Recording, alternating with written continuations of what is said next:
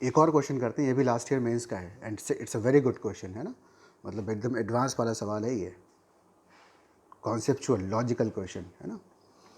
तो इस क्वेश्चन में क्या दे रखा था कि एक यू शेप का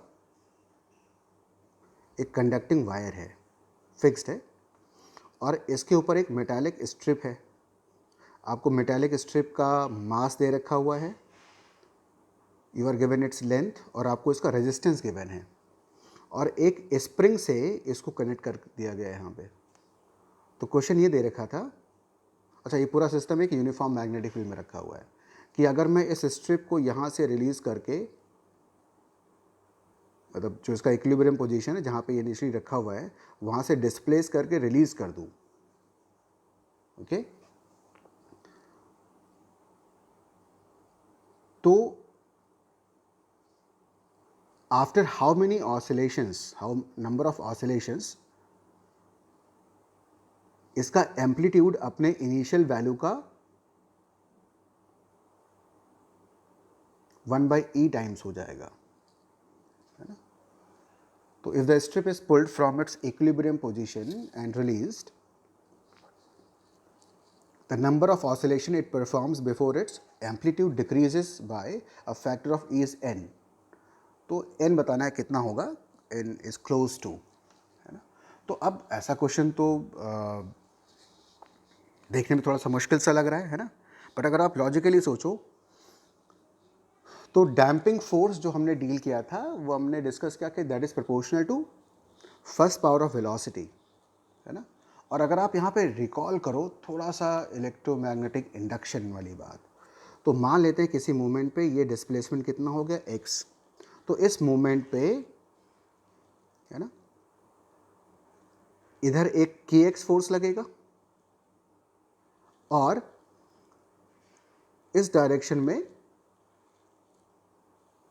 सपोज करते हैं इस मूवमेंट पे इसका वेलोसिटी v राइट साइड में है, तो अभी इसके ऊपर एक मैग्नेटिक फोर्स लगेगा इस डायरेक्शन में,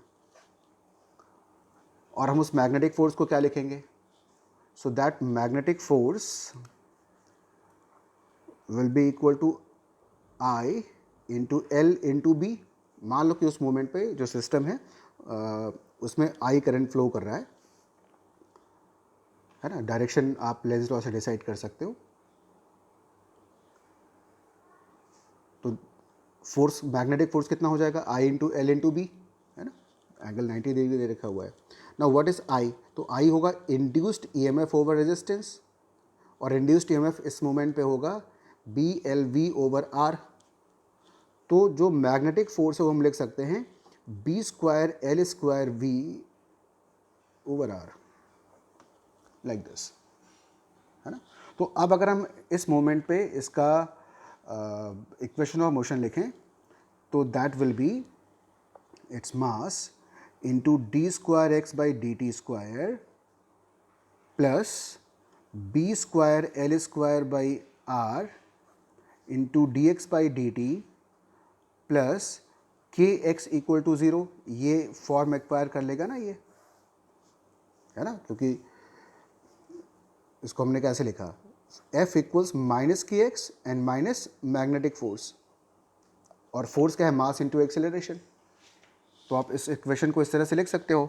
इसका मतलब ये हुआ कि यहाँ पे इसको अगर हम डैम्प्ड ऑसिलेशन से कंपेयर करें तो डैम्पिंग कोफिशिएंट कितना हो गया, सॉरी डैम्पिंग कांस्टेंट कितना हो गया, B square L square by R, है ना,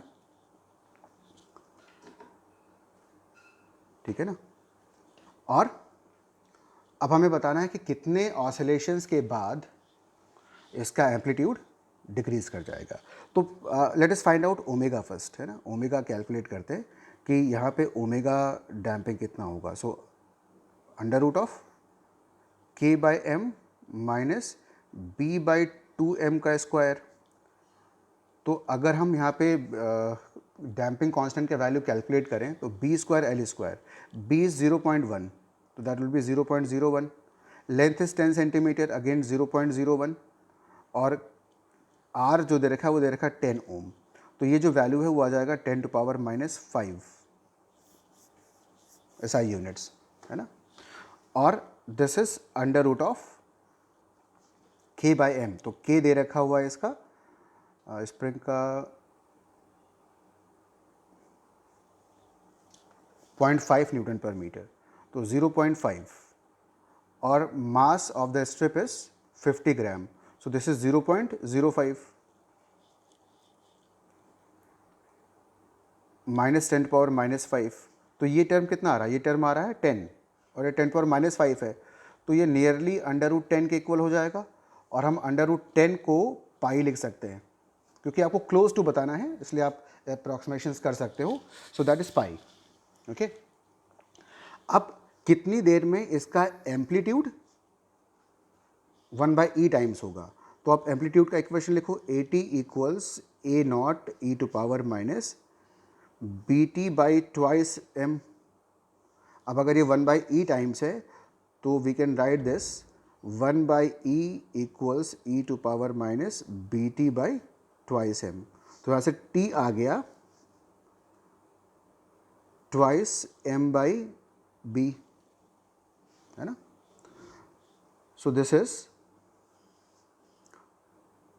2, मास इज 0.05 और b है 10⁻⁵, तो ये आ जाएगा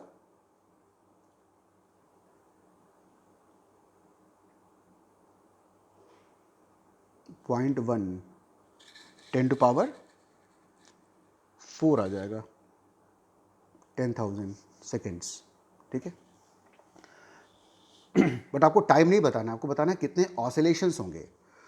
तो इसको अगर हम डिवाइड, नंबर ऑफ ऑसिलेशंस हमें कैसे मिलेगा, हम इस टाइम को डिवाइड कर दें टाइम पीरियड से तो हमें नंबर ऑफ ऑसिलेशंस मिल जाएंगे। Now what is time period, time period is 2π/ω, so this is 2π और ओमेगा हमने कैलकुलेट किया है pi, so time period is 2 seconds. तो जो n होगा that will be total time, that is 10,000 divided by 2, so that is 5,000। तो कितने oscillations के बाद में एम्पलीट्यूड 1/e टाइम्स हो जाएगा, that will B approximately 5,000 oscillations, and that will B answer of this question.